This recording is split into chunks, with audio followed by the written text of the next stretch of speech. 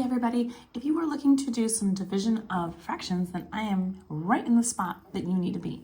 So we're going to talk about how to do division of fractions, and if you haven't seen it, I previously recorded a video on how come things happen the way that they do with this little mnemonic device we're going to call keep, change, flip. So if you're looking for that, keep an eye out for it. It is in this playlist, so just check it out. It's a few videos prior to this, and that will explain why this actually works. So when we do keep, change, flip, what we do is we keep, this is only working with division, by the way, of fractions. So we keep that fraction that we start with, the first one, the way that it is. We're going to change that division symbol to multiplication, and then we flip that second fraction. So this one is going to be 16 over 1. Now, because I have a fraction currently, I am going to flip it and keep it this way.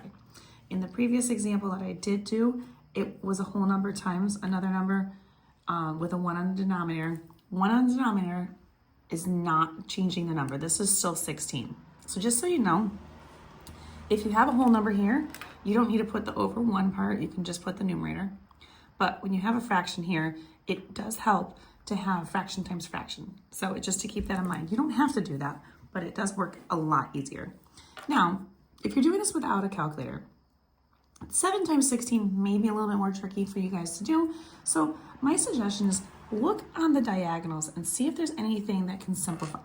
Now 7 is a prime number, so nothing's going to go into it besides 7, so you can't really simplify anything right here.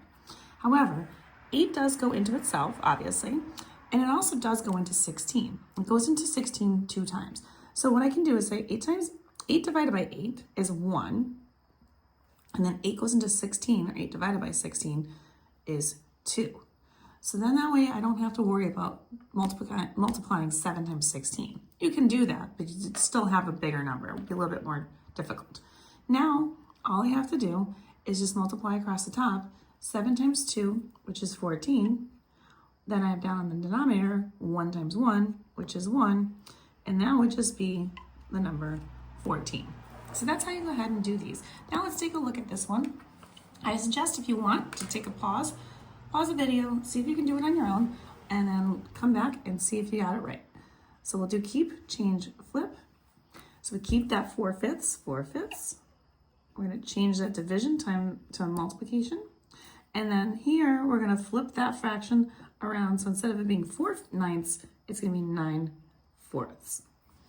Now we have the fraction.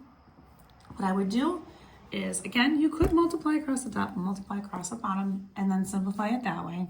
But if you can simplify it prior, like this does, it has the same number on the diagonals right here. 4 divided by 4 is 1. 4 divided by 4 is 1 here. And now it makes that a lot more simplified for you guys to be able to do. We can do the multiplication across the top. 1 times 9, which is 9. Down here, 5 times 1 is 5. And now I have an improper fraction. So now I want to make that improper a mixed number. 5 can go into 9 only one time without going over. And 5 times 1 is 5. So 5 subtracted from 9 is 4. So we have a numerator of 4. Our denominator is going to be the denominator in the mixed number, which is fifths.